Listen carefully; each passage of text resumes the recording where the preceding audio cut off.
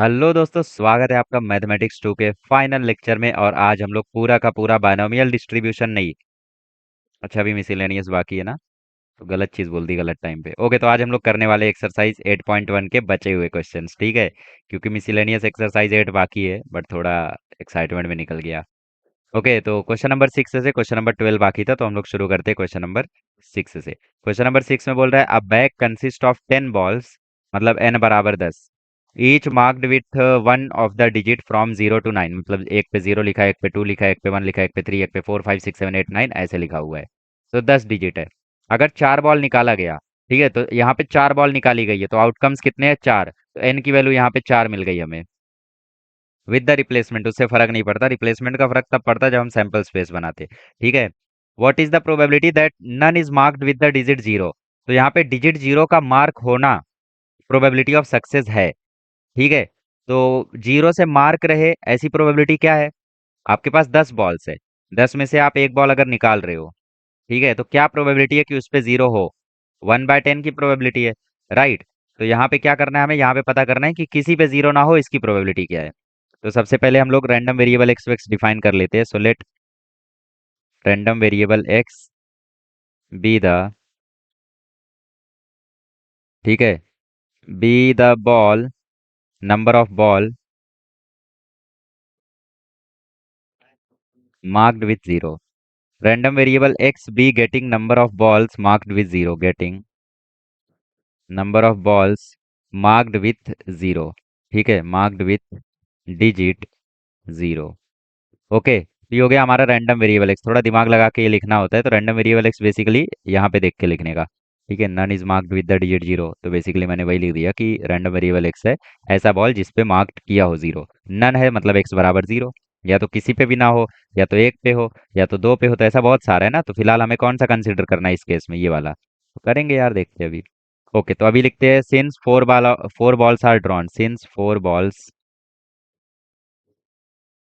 Are drawn, therefore n बराबर कितना आएगा? देयर फोर एन बराबर आएगा 4, ठीक है।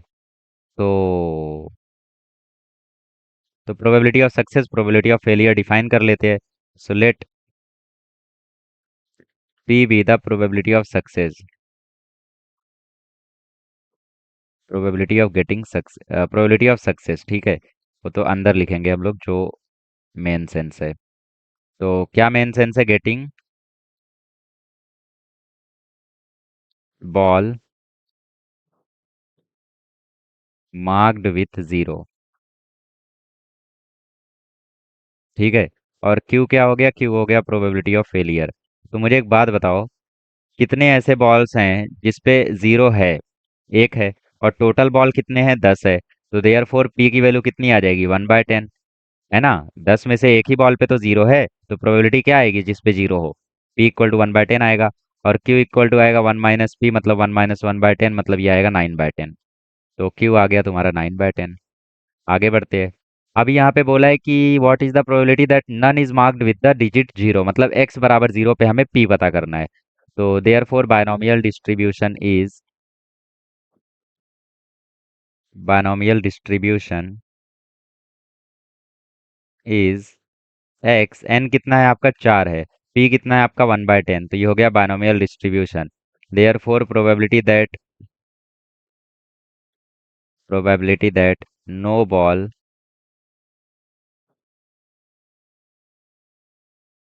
Ball is marked with zero, ठीक है। Probability that no ball is marked with zero, ये कैसे निकालोगे? ये निकालोगे पी ऑफ एक्स बराबर जीरो से, ठीक है। सो पी ऑफ एक्स बराबर जीरो, पी ऑफ एक्स बराबर जीरो की वैल्यू क्या आएगी? एन सी एक्स, एन कितना है? 4, तो 4C0। P raise to x, P कितना है? 1/10, तो 1/10 रेस टू जीरो। और Q raise to N minus x, तो क्यू क्या है यहाँ पे? क्यू है आपका 9/10, तो ये आएगा 9/10 रेस टू 4 - 0। तो 4C0 की वैल्यू 1 होती है, 1/10 रेस टू जीरो की भी वैल्यू 1 होती है, तो 9/10 रेस टू यहाँ पे आंसर आ गया 4। तो 9 रेस टू 4 होता है 729 × 9, 729 नाइन सा कितना होता है? 729 नाइन सा, नाटक कर रहा था गाइस, मुझे याद नहीं है। 9 9 जा 81, 9 2 जा 18, ठीक है। और वैसे ये लिखना नहीं है, मतलब बेसिकली आप इसको यहाँ पे भी छोड़ देते हो तो चलेगा। 9 7 जा 63, तो ये होता है 6561, और नीचे आ गया 10,000। मतलब 10,000 में से 6,000 बार ऐसा होगा कि आप लोगों को जीरो वाली बॉल नहीं मिलेगी। नहीं मिलेगी, ठीक है। मिलेगी वाला केस तो अलग हो गया। मिलेगी वाले का आंसर क्या आएगा पता है? मिलेगी वाले का आंसर आएगा 10,000 में से एक बार।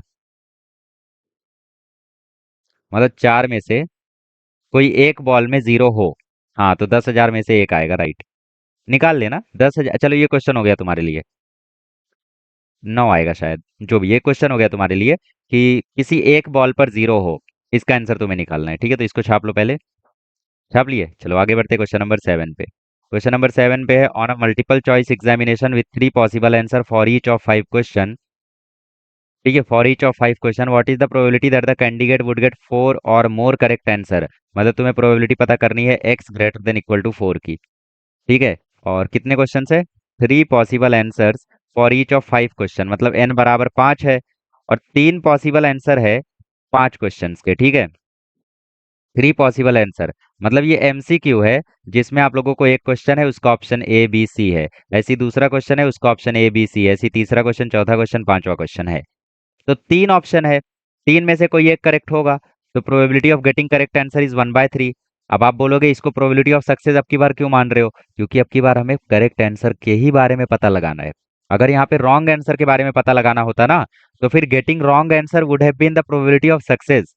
ठीक है, अगर पिछला लेक्चर देख रहे हो, देखा हुआ है, तो समझ रहे हो आपकी मैं क्या बोलना चाह रहा हूँ। ठीक है। अगर यहाँ पे पूछा होता what is the probability that candidate would get more 4 or more questions incorrect, तो उसमें प्रोबेबिलिटी ऑफ सक्सेस क्या होती पता है? Getting the question wrong. ठीक है, बट फिलहाल यहाँ पे वो भी सक्सेस है और ये भी सक्सेस है, तो वही होगा। आइए तो सॉल्व करते हैं। तो क्वेश्चन क्या है? लेट रैंडम वेरिएबल एक्स कैसे डिफाइन करें? 4 or more correct answer, be the number of correct answer, ठीक है। नंबर ऑफ करेक्ट आंसर्स, ठीक है। ओके, सो देयर फोर, अच्छा, since there are 5 questions, there are 5 questions, therefore n बराबर कितना आ गया? एन बराबर आ गया 5। Let P be the probability of success. Probability of success क्या है? Getting correct answer, right. अब यहाँ पे अगर रॉन्ग के बारे में चर्चा करनी होती तो प्रोबेबिलिटी ऑफ सक्सेस होती गेटिंग रॉन्ग आंसर। ठीक है, ये भी हो सकता था लेकिन है नहीं फिलहाल। So getting correct answer.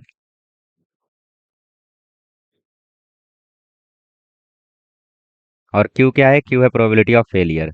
So probability of failure मतलब रॉन्ग आंसर का पता करना, ठीक है। Probability of failure. अच्छा, तो पी और क्यू की वैल्यू बताओ।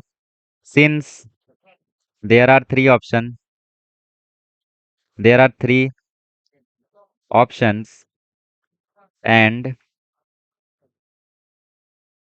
One of which is correct, ठीक है, one of which is correct. तीन ऑप्शन है और तीन में से एक करेक्ट है, तो इसका मतलब probability of getting correct answer मतलब पी कितना आ जाएगा? 1/3। और probability of getting wrong answer आ जाएगा 2/3। इसीलिए आपके नेगेटिव मार्क्स आते हैं, क्योंकि आंसर गलत आने का चांस ज्यादा होता है एज कम्पेयर टू सही आने का चांस। ये तो फिर भी 1/3 है। आप जो एग्जाम देते हो उसमें 4 ऑप्शन होते हैं, तो 4 में से करेक्ट तो एक ही होता है। तो प्रोबेबिलिटी ऑफ सक्सेस 1/4 होती है और फेलियर की प्रोबेबिलिटी 3/4 होती है, राइट। तो इसीलिए आप लुट जाते हो। तो छोड़ो फालतू बातें, तो इसमें बायनोमियल डिस्ट्रीब्यूशन डिफाइन करते हैं, ठीक है। So therefore binomial distribution is, binomial distribution is x, N कितना है यहाँ पे? 5 क्वेश्चन, और पी कितना है यहाँ पे? 1/3, ठीक है। So there four 4 or more correct answer ना, तो therefore probability of getting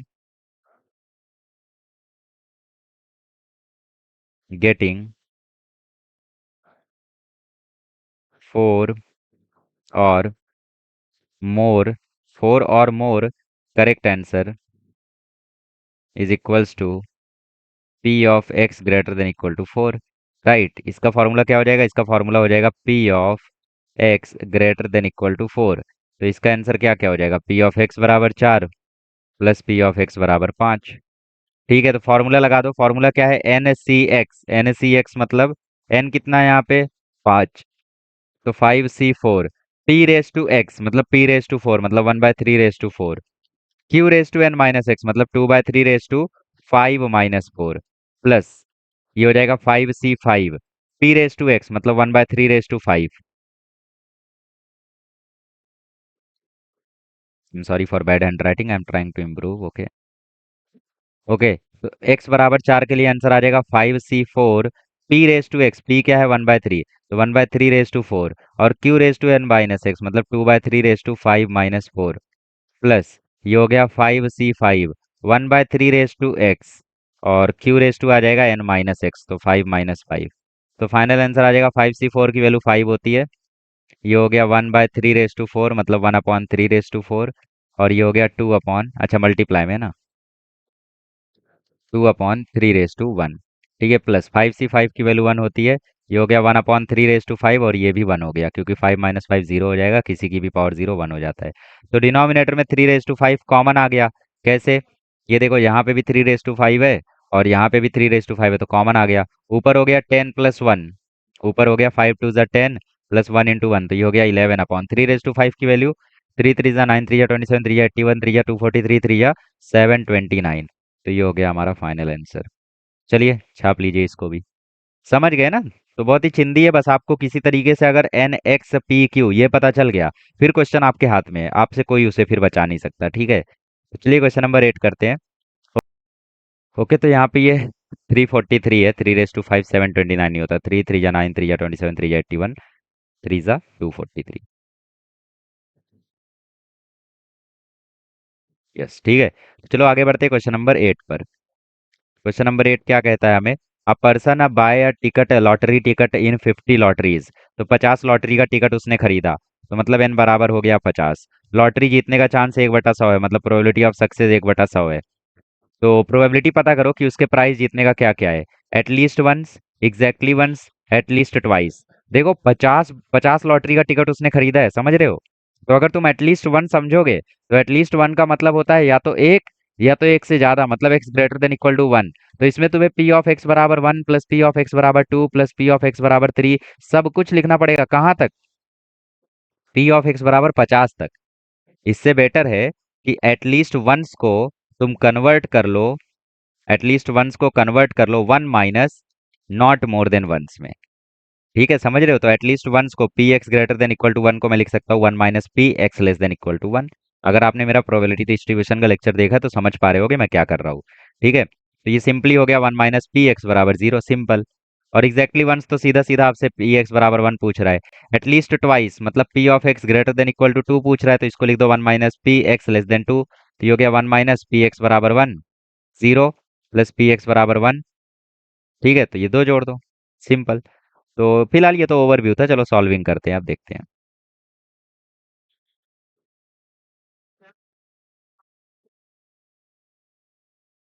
okay, तो let random variable x be the,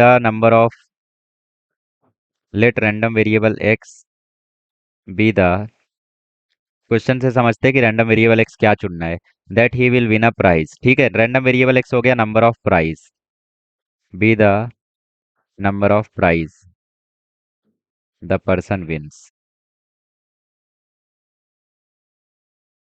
okay, so since the person buy, ठीक है, the person buys a lottery ticket in 50 lotteries, the person buys lottery ticket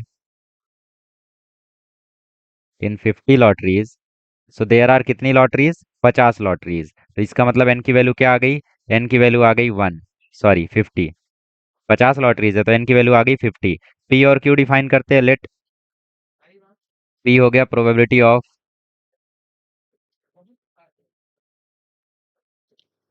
of winning the lottery.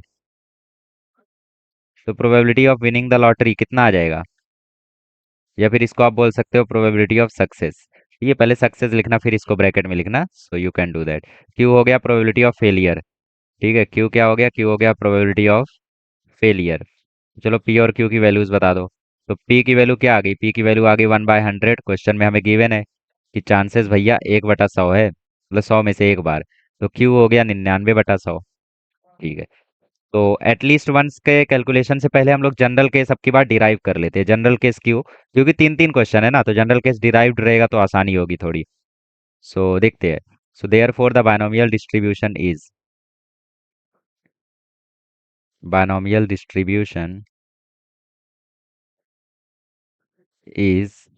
X N कितना है आपका, N है आपका 50, और P कितना है आपका, पी है आपका 1/100। ओके। सो निकालते हैं फिर। Therefore the PMF is, PMF निकाल लेते तो आसानी होगी कैलकुलेट करने में। पीएमएफ मतलब वही यार, पी एक्स बराबर x.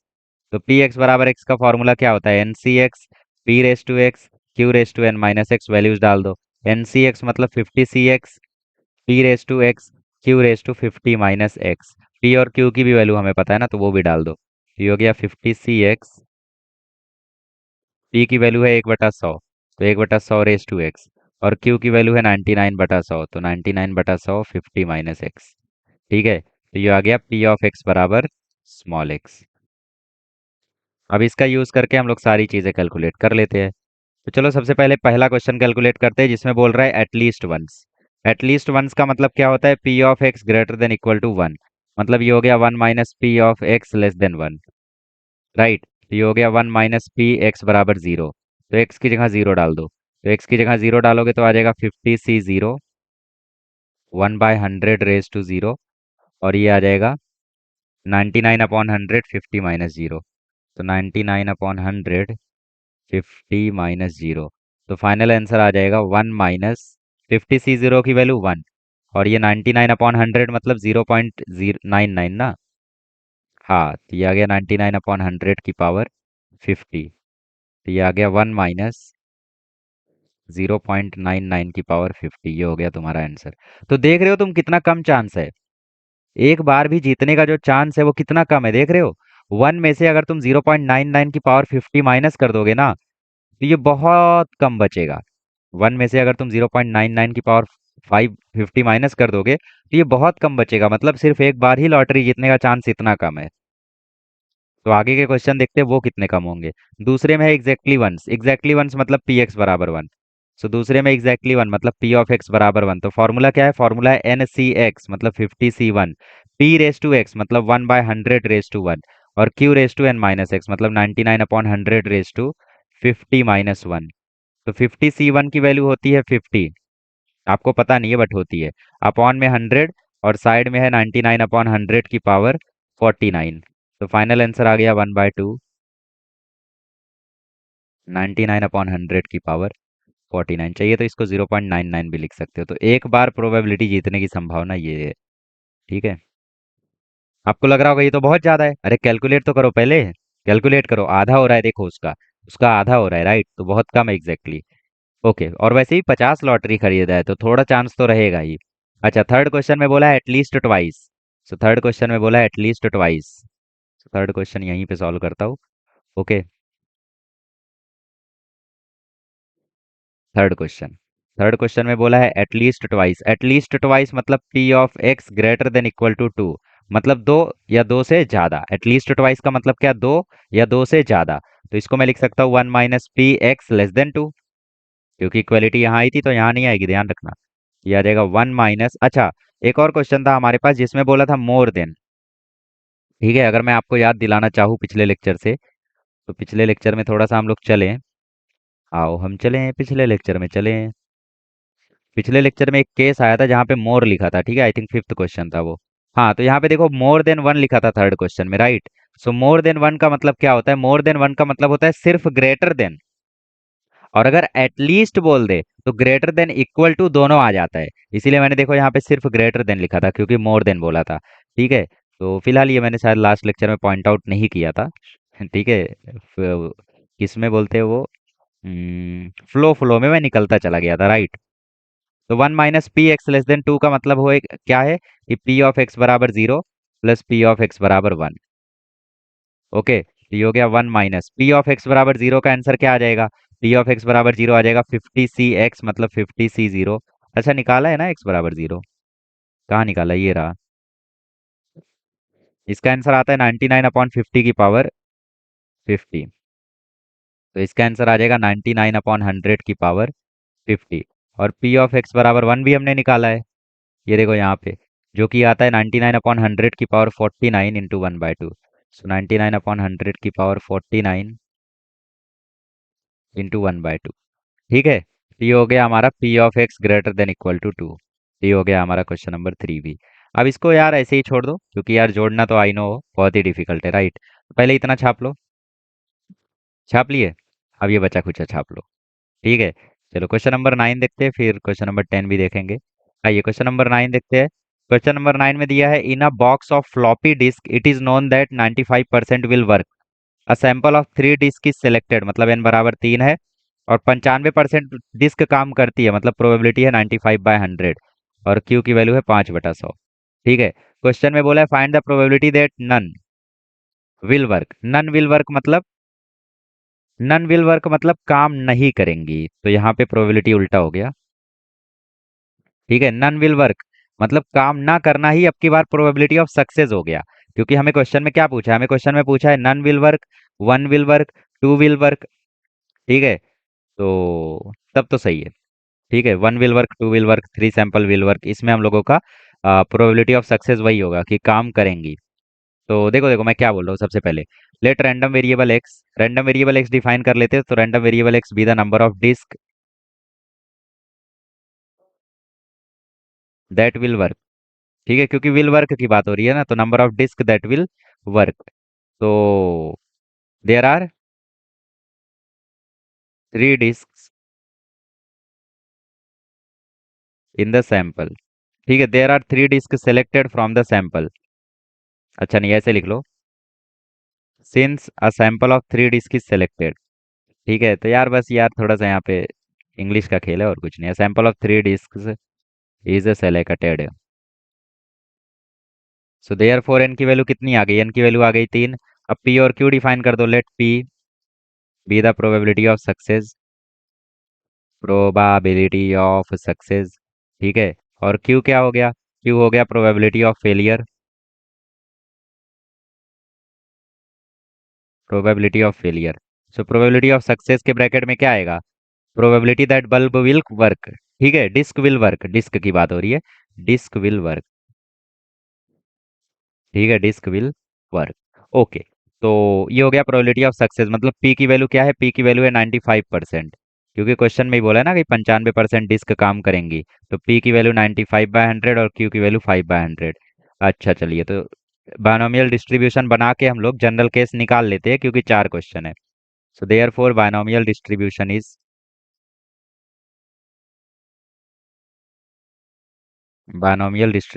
Is X given P N कितना है, एन यहाँ पे 3 है और पी कितना है, पी है 95/100। ठीक है, so therefore probability that no disc will work, मतलब पहले क्वेश्चन में, अच्छा चलो पहले पीएमएफ निकाल लो ताकि हम लोग आसानी से सॉल्व करें। ठीक है, so therefore the PMF is P of x बराबर एक्स कितना आएगा, ये आएगा N C X P raise to X Q raise to N minus x. तो एन सी एक्स मतलब 3 CX, P raise to x मतलब 95/100 की पावर एक्स, और Q raise to N minus x मतलब 5/100 की पावर एन माइनस एक्स। ठीक है, सो 3 CX 95/100 की पावर एक्स और 5/100 की पावर एन माइनस एक्स। ठीक है, तो पहले क्वेश्चन में क्या बोला है, नन विल वर्क। पहले क्वेश्चन में बोला है नो डिस्क विल वर्क, तो बेसिकली ये आपसे पूछ रहा है पी ऑफ एक्स बराबर 0। तो पी ऑफ एक्स बराबर 0 निकाल दो, एक्स की जगह 0 डाल दो। सो 3C0 95/100 की पावर 0 और 5/100 की पावर 3 - 0। ठीक है, तो इसका आंसर आ जाएगा 3C0 की वैल्यू 1, 95/100 की वैल्यू 1 और 5/100 मतलब 1/20। तो 1/20 की पावर 3 मतलब 1/20 का क्यूब कितना होता है, 8000। 8000 होता है, शायद 8000 होता है, राइट। तो 8000 में से एक ही बार ऐसा होगा कि आप 3 डिस्क निकालोगे और 3 की 3 काम नहीं करेंगी। समझ रहे हो, 8000 में से एक बार ऐसा होगा कि आप 3 डिस्क निकालोगे और 3 में से कोई नहीं काम करेगा। सो 400 × 20 000 200 247। ठीक है, सो 8000 सही है हम लोगों का आंसर। ठीक है, अच्छा क्वेश्चन नंबर 2 में क्या बोला है, एक डिस्क काम करेगी। तो क्वेश्चन नंबर 2 में आपसे पूछ रहा है कि पी ऑफ एक्स बराबर 2, सॉरी एक्स बराबर 1। तो एक्स बराबर 1 निकाल लो, तो इसके लिए आ जाएगा, इसके लिए आ जाएगा 3C1 95/100 की पावर 1 और 5/100 की पावर 2। ठीक है, तो आंसर आ जाएगा 3C1 की वैल्यू कितनी है, 3 × 2 3 × 2 3, तो इसकी वैल्यू है 3 और ये हो गया 95/100। ठीक है, ये 95/100 की पावर 1, मतलब 19/20 की पावर 1, और ये हो गया 1/20 की पावर 2। खत्म। क्वेश्चन नंबर 3 में क्या बोला है? क्वेश्चन नंबर 3 में बोला है टू विल वर्क। तो पी ऑफ एक्स बराबर 2 पूछ रहा है आपसे। तो बेसिकली 3C2, ठीक है, 95/100 की पावर 2, 5/100 की पावर 1। बेसिकली यहाँ पे आ रहा है 3C2 की वैल्यू कितनी होती है? 3। 95/100 मतलब 19/20, तो 19/20 की पावर 2, और ये 1/20 की पावर 1। चलिए क्वेश्चन नंबर 4 में बोल रहा है ऑल थ्री विल वर्क, मतलब पी ऑफ एक्स बराबर 3। तो ये आ जाएगा 3C3, 95/100 की पावर 3, और 5/100 की पावर 3 - 3 मतलब 0। तो ये आंसर 3C3 इज 1, 95/100 मतलब 19/20 की पावर 3, और ये आ जाएगा 1/20 की पावर 0 मतलब 1 आ जाएगा। तो फाइनल आंसर आ गया 19/20 की पावर 3। तो मतलब 8000 में से 19 का क्यूब टाइम्स ऐसा होगा कि डिस्क काम करेगी, मतलब ये प्रोबेबिलिटी काफ़ी हाई है। और हाई क्यों आ रही है प्रोबेबिलिटी काम करने की? उसका रीज़न है, क्योंकि आपने नोटिस नहीं किया, क्योंकि प्रोबेबिलिटी ऑफ वर्किंग जो है, कि मतलब डिस्क काम करेगी, वो जो प्रोबेबिलिटी है वो 95% है। तो इसीलिए डिस्क ना काम करने की जो प्रोबेबिलिटी है वो 8000 में से एक बार आ रही है। मतलब 8000 में से एक बार ऐसा होगा कि आपने 3 डिस्क निकाला और 3 की 3 काम नहीं कर रही है, 3 की 3 नल्ली निकली। ठीक है, क्योंकि 95/100 है वो चीज़। अगर वो 50% होता तो आंसर ये नहीं आता, फिर आंसर आता 1/8। तब आंसर आता 1/8 अगर प्रोबेबिलिटी ऑफ वर्किंग जो है वो 50% होता तो मतलब 3 डिस्क आपने निकाली, तो चांस है कि 3 में से कोई ना काम करे, उसका प्रोबेबिलिटी आता 1/8। ठीक है, बट यहाँ पे क्योंकि प्रोबेबिलिटी ऑफ वर्किंग जो है वो बहुत ही ज़्यादा हाई है, 95% है, तो इसीलिए ऐसा आंसर आया है। तो ठीक है यार, सॉल्व करते रहो ऐसे ही। आगे बढ़ते हैं, क्वेश्चन नंबर 10 करते हैं। आइए क्वेश्चन नंबर 10 करते हैं। तो क्वेश्चन नंबर 10 में यहाँ पे बोला है find the probability of getting है, थ्रोइंग नहीं है, ठीक है। So getting at most 2 sixes in 6 throws of a die. ठीक है, मतलब एक डाई को 6 बार फेंक रहे हैं, तो क्या प्रोबेबिलिटी है कि 6 बार फेंकने में से 2 बार 6 आ जाए? ठीक है, एक डाई को 6 बार फेंक रहे हैं, तो क्या प्रोबेबिलिटी है कि 6 में से 2 बार 6 आ जाए? ठीक है, 6 में से 2 बार 6 आ जाए। तो बेसिकली यहाँ पे 6 आना हमारा प्रोबेबिलिटी ऑफ सक्सेस है, और 2 बार 6 लाना है, मतलब x बराबर 2। अच्छा, एटमोस्ट बोला है, मतलब p of x less than equal to 2। 6 throws है, तो मतलब n का वैल्यू 6 है। ठीक है, तो चीजें लिखते हैं। लेट पहले रैंडम वेरिएबल x डिफाइन करो। Random variable x be the number of times getting 6, number of getting 6, या फिर नंबर ऑफ टाइम्स गेटिंग 6। ठीक है, तो 6 लाना हमारा क्या हो गया? 6 लाना हमारा हो गया रैंडम वेरिएबल x। ठीक है, क्योंकि उसी के बारे में यहाँ पे चर्चा है ना। तो since single die is thrown 6 times, single die is thrown 6 times, therefore जो n की वैल्यू है वो कितनी आ गई? वो 6 आ गई। ओके, तो p क्यू डिफाइन कर लो। सो लेट p क्या हो गया यहाँ पे? Probability of getting 6। p हो गया प्रोबेबिलिटी ऑफ सक्सेस, या फिर बोल सकते हो प्रोबेबिलिटी ऑफ गेटिंग 6। और q क्या हो गया यहाँ पे? q हो गया प्रोबेबिलिटी ऑफ फेलियर। q हो गया यहाँ पे प्रोबेबिलिटी ऑफ फेलियर। तो एक डाई को फेंका तो 6 आने की प्रोबेबिलिटी क्या होती है? 1/6। 6 ना आने की प्रोबेबिलिटी 5/6। तो इस तरीके से हमने पी और क्यू निकाल लिया। Right, okay. अब अब क्या? बायनोमियल डिस्ट्रीब्यूशन लिखो। देयरफॉर बायनोमियल डिस्ट्रीब्यूशन इज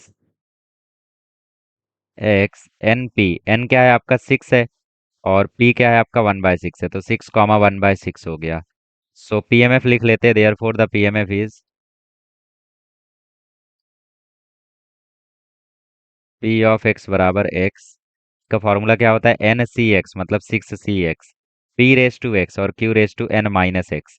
तो हमारा फॉर्मूला हो गया 6 C x। अच्छा, पीएमएफ मत लिखो, क्योंकि आपको आंसर ही निकालना है ना, डायरेक्टली निकाल लो यार, डायरेक्टली निकाल लो। एक ही क्वेश्चन है ना, 3 4 क्वेश्चन है, तो पीएमएफ वाला बवाल पालने का। ठीक है, क्या पता करना है? एटमोस्ट 2 सिक्सेस ना, therefore getting at most 2 sixes is equals to P of x greater than equal to 2। तो इसकी वैल्यू क्या हो सकती है? इसकी वैल्यू हम लोग लिख सकते हैं 1 - p(x)<2। अच्छा, एटमोस्ट बोला है ना। एटमोस्ट मतलब क्या? ज्यादा से ज्यादा दो। ज्यादा से ज्यादा दो मतलब less than equal to two. At most बोला है ना, तो less than equal to two. तो ये क्या हो जाएगा? ये हो जाएगा p(x) बराबर 0 प्लस p(x) बराबर 1 प्लस p(x) बराबर 2। चलो तो लगा दो सबके लिए फॉर्मूला। फॉर्मूला क्या होता है? फॉर्मूला होता है NCx। एन कितना है यहाँ पे? 6 है, तो 6c0। p(0) मतलब 1/6(0). q(n-x) मतलब 5/6(6 - 0) प्लस NC1 मतलब 6c1। p(1) मतलब 1/6(1) और q(n-x) मतलब 5/6(6 - 1) प्लस NCx मतलब 6c2। फिर p(2) p(x) मतलब p(2) और ये आ जाएगा q(n-2) n-x। ओके, तो सॉल्व करते हैं यार, सबको थोड़ा लेंदी हो गया ये, आई नो। तो 6c0 की वैल्यू आती है 1/6(0) की भी वैल्यू 1। ये आ जाएगा 5/6 प्लस 6c1 की वैल्यू आती है 6। ये होता है 1/6 और ये हो गया 5/6 ठीक है। फिर यहाँ पे हो गया 6c2। 6c2 की वैल्यू आती है 6×5 = 30। 6c2 की वैल्यू आती है 15। ठीक है, ये हो गया 1/6 का स्क्वायर और ये हो गया 5/6 तो यहाँ से क्या करो, 5/6 कॉमन ले लो। तो 5/6 मैंने जैसे ही कॉमन लिया तो ब्रैकेट के अंदर यहाँ पे बचा 5/6 का स्क्वायर प्लस यहाँ पे बचा 6 × 1/6 × 5/6। 5/6 में से 4 कॉमन चला गया तो एक 5/6 रह गया ना। और यहाँ पे 1/36। ठीक है, 5/6 यहाँ से भी चला गया तो वहाँ पे सिर्फ 1/6 का स्क्वायर मतलब 1/36 बचा। ओके, तो आगे रिजॉल्व करते ही ये हो गया 5/6 ये हो गया 25/36 मतलब 5/6 का स्क्वायर प्लस ये 6 से ये 6 खत्म तो यहाँ पे भी एक 5/6। और अगर इसको तुम 3 से काटते हो, सो 3 से अगर काटोगे, सो 3 से कट के आ जाएगा 5 जा और 12 जा। ठीक है, तो ये हो गया 5/12। ठीक है, तो हम लोग क्या कर सकते हैं? देखो यहाँ भी 5/6 है, यहाँ भी 5/6 है और यहाँ भी मैं 5/6 बना सकता हूँ। देखो कैसे? मैं 12 को लिख दूंगा 6 × 2। तो यहाँ पे भी 5/6 है तो मैं 5/6 फिर से कॉमन ले लेता हूँ। तो 5/6 तो ऑलरेडी कॉमन था, एक और चला आया तो 5/6 हो गया। तो यहाँ पे बचा एक 5/6, यहाँ पे बचा 1, यहाँ पे बचा 1/2। और 1 + 1/2 होता है 3/2 और 3/2 में 5/6 जोड़ोगे तो 14/6 आएगा। ठीक है, 3/2 में 5/6 जोड़ोगे मतलब इस पूरे को सॉल्व करोगे तो 14/6 आएगा, दैट इज 7/3। तो फाइनल आंसर आ गया 7/3 इंटू 5/6 तो ये आ गया probability of getting at most 2 6 question number 10। Okay, ये हो गया हम लोगों का क्वेश्चन नंबर 10, छाप लो। ओके, चलो आगे बढ़ते हैं। सो नेक्स्ट क्वेश्चन क्या दे रखा है? 11th question. इसमें दे रखा है it is known that 10% of certain articles manufactured are defective. ठीक है, मतलब 10% आर्टिकल्स डिफेक्टिव है, मतलब ऑब्वियसली पी की वैल्यू वो देना चाहता है, दैट इज 1/10। मतलब 10/100। 10% मतलब 10/100 और 10/100 को हम सिंप्लीफाई करके लिख सकते हैं 1/10। What is the probability that random samples in a random sample of 12 such article 9 are defective. मतलब x बराबर 12, सॉरी 12 सैंपल में है ना, तो n बराबर 12, 9 डिफेक्टिव है मतलब x बराबर 9। ठीक है, तो यही सब है यहाँ पे। Let the random variable x be the number of defective articles. Number of defective articles. ठीक है, ठीक है।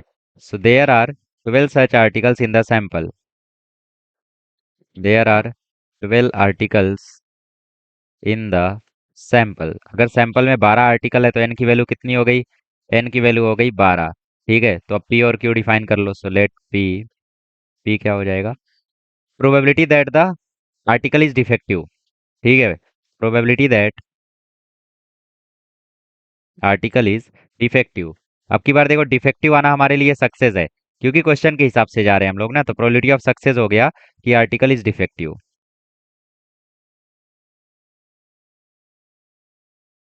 और क्यू को डायरेक्टली लिख दो probability of failure. Probability of failure. ठीक है, सो पी की वैल्यू आ जाएगी 10%, क्योंकि 10% डिफेक्टिव है, तो 10/100 मतलब 1/10। और अगर पी 1/10 है तो क्यू हो जाएगा 1 - पी, मतलब 1 - 1/10। सो देयर फोर क्यू की वैल्यू आ जाएगी 9/10। तो क्यू की वैल्यू आ गई 9/10 और पी की वैल्यू आ गई 1/10। फॉर्मूला लगा देते हैं, फॉर्मूला। ठीक है, therefore binomial distribution is, binomial distribution is x N comma P. N क्या है तुम्हारा? एन है 12, और पी क्या है तुम्हारा? 1/10। ओके, तो क्वेश्चन में क्या बोला है? 9 आर डिफेक्टिव, मतलब एक्स बराबर 9 पर तुमसे वैल्यू पूछ रहा है। So therefore probability that 9 articles are defective, probability that 9 articles are defective, defective is given by P of x बराबर 9। तो पी ऑफ एक्स बराबर 9 का फॉर्मूला एन सी एक्स। एन कितना है तुम्हारा? 12, तो 12C9। P raise to x, P कितना है तुम्हारा? 1/10, तो 1/10 रेस टू एक्स, और 9/10 रेस टू 3। ठीक है, n - x मतलब 12 - 9 मतलब 3। ओके, तो रिजॉल्व कर लो इसको, अब क्या ही करना है और। ठीक है, तो 12C9 की वैल्यू कैसे निकालोगे? 12 factorial upon 9 factorial into 3 factorial. ये हो गया 1/10 की पावर 9, ये हो गया 9 की पावर 3/10 की पावर 3। राइट। तो फाइनली देखो कैसे, 12 फैक्टोरियल ओपन करो तो 12 × 11 × 10। अब जो 9 फैक्टोरियल आता वो इस 9 फैक्टोरियल से जाता, तो हमने लाया ही नहीं। ठीक है, नीचे क्या बचा? 3 × 2, 3 फैक्टोरियल ही बचा ना, 9 फैक्टोरियल तो उड़ गया। ऊपर आ गया 9 का क्यूब अपॉन 10 की पावर 12। ठीक है। ठीक है, आगे बढ़ते हैं। तो 12 11 जा कितना होता है? 12 11 जा होता है 132। और इस 10 ने इसको काट के 11 बना दिया। सोचो, 10 ने इसको काटा और ये 11 बन गया। नीचे क्या हो गया? नीचे हो गया 6, और यहाँ पे बचा है 9 का क्यूब अपॉन 10 का पावर 11। सो 132 को 6 से काट दो, 6 2 ज़ा 12, 6 2 ज़ा 12, तो ये हो गया 22 × 9 का क्यूब होता है 729, बट ऐसे ही रहने दो, 22 × 9 का क्यूब अपॉन 10 की पावर 11। ये हो गया पी ऑफ एक्स बराबर 9 का वैल्यू। तो यही प्रोबेबिलिटी तुम्हें चाहिए थी, और यही मैंने ला के दे दी। तो जो तुम्हें चाहिए रहता है वो मैं ला के दे देता हूँ। ओके, चलो फिर छाप लो इसको, और क्या ही करोगे। ठीक है, तो 22 × 9 का क्यूब इंटू 10 का पावर 11। ठीक है। ओके, तो ये हो गया तुम्हारा क्वेश्चन नंबर 11। चलिए क्वेश्चन नंबर 12 करते हैं, last question for exercise. Okay, तो लास्ट क्वेश्चन करते हैं एक्सरसाइज का। यार मतलब खुशी होती है कि हम लोगों का जो सफर था वो खत्म होने आया। ठीक है, क्यों खुशी होती है? क्योंकि अभी नया सफर शुरू होगा ना। दुख तो तब होगा जब एक सफर शुरू होने के बाद कोई दूसरा सफर शुरू नहीं होता। पहला क्वेश्चन, पहले क्वेश्चन में बोला है n बराबर 10 और p बराबर 0.4, तो e ऑफ x और वेरिएंस पता करो। तो जो भूल गए मैं उन्हें याद दिला दूं कि e ऑफ x का फॉर्मूला होता है एन पी, और वेरिएंस ऑफ x का फॉर्मूला होता है एन पी क्यू। ठीक है, चलो पहला क्वेश्चन करते हैं। और स्टैंडर्ड डेविएशन का फॉर्मूला होता है रूट ऑफ वेरिएंस। ठीक है, root of variance of x। पहला क्वेश्चन, पहले क्वेश्चन में बोला है n बराबर 10, p बराबर 0.4। आइए रिजॉल्व करते हैं।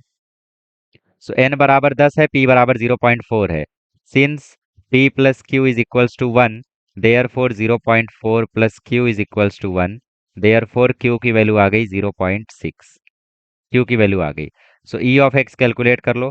ई ऑफ एक्स का फॉर्मूला क्या होता है? ई ऑफ एक्स का फॉर्मूला होता है एन पी। एन कितना है? 10, पी कितना है? 0.4। तो ई ऑफ एक्स की वैल्यू आ गई 4। देख रहे हो ना, टेबल बनाना ना, एक्स आई पी आई निकालना ना, x I square P I निकालना, सीधा सीधा आंसर। और वेरिएंस ऑफ एक्स का फॉर्मूला क्या होता है? वेरिएंस ऑफ एक्स का फॉर्मूला होता है एन पी क्यू।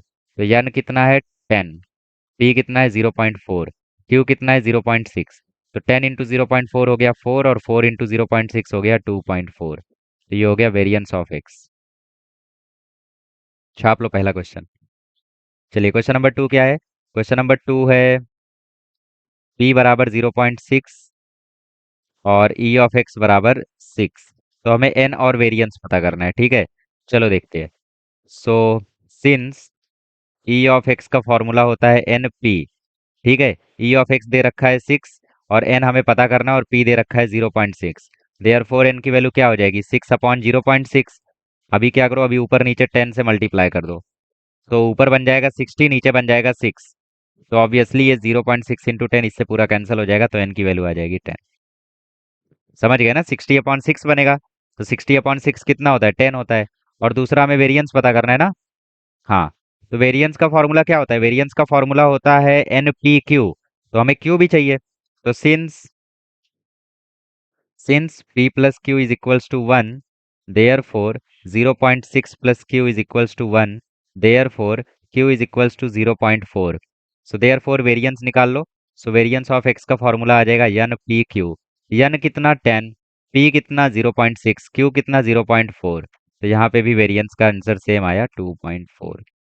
नहीं दिख रहा है, ये लो। चलो, तो ये हो गया क्वेश्चन नंबर 2। आसान है यार, सब आसान है। चलिए क्वेश्चन नंबर 3 करते हैं। क्वेश्चन नंबर 3 क्या है, क्वेश्चन नंबर 3 है n बराबर 25 और e ऑफ x बराबर 10, और तुम्हें p पता करना है और स्टैंडर्ड डेविएशन पता करना है। चलो पता करते हैं। तो e ऑफ x का फॉर्मूला क्या होता है, e ऑफ x का, अच्छा ये क्वेश्चन बहुत इंपॉर्टेंट है।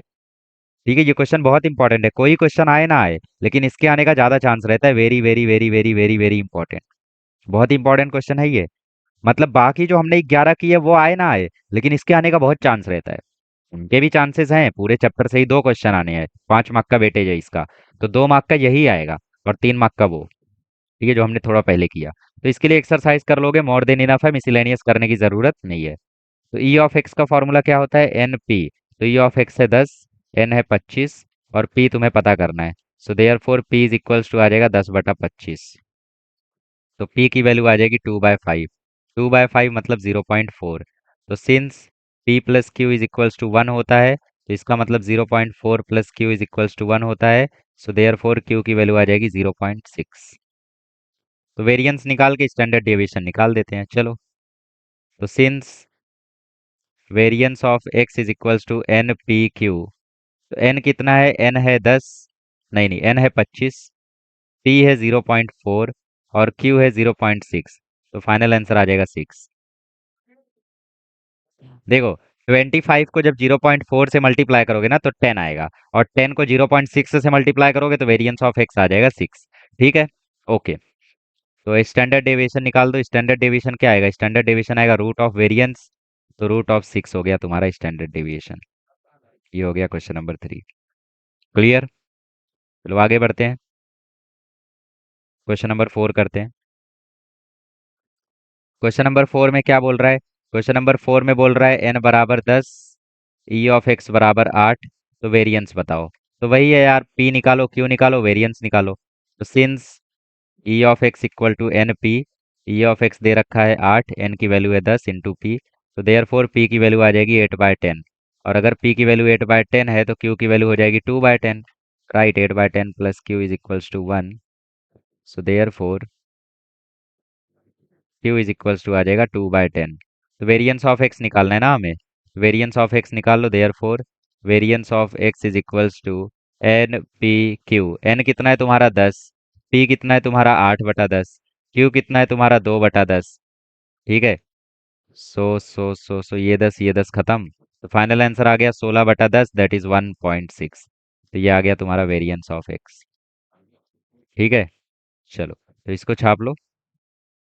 क्वेश्चन नंबर 3 और 4 आसान था। ये तो आसान ही रहेगा यार, इसमें क्या ही भारी लगेगा तुम्हें। राइट। तो फिर इसी के साथ लेक्चर स्टॉप करें। ओके, तो ये हो गया हमारा क्वेश्चन नंबर 12 तक, और एक्सरसाइज 8.1 खत्म हुई। ठीक है, मतलब एक्सरसाइज 8.1 कंप्लीट हो गया हम लोगों का। ठीक है, कंप्लीट हो गया। अब बचा है सिर्फ मिसिलेनियस 8, और मिसिलेनियस 8 के होते ही हम लोगों का मैथमेटिक्स 2 खत्म हो जाएगा। तो इसके जस्ट 20 मिनट बाद आएगा मिसिलेनियस का वीडियो। चलिए खत्म करते हैं मिसिलेनियस भी अगले लेक्चर में, लेकिन ठीक है। चलिए अगले लेक्चर में मिलते हैं, थैंक यू सो मच।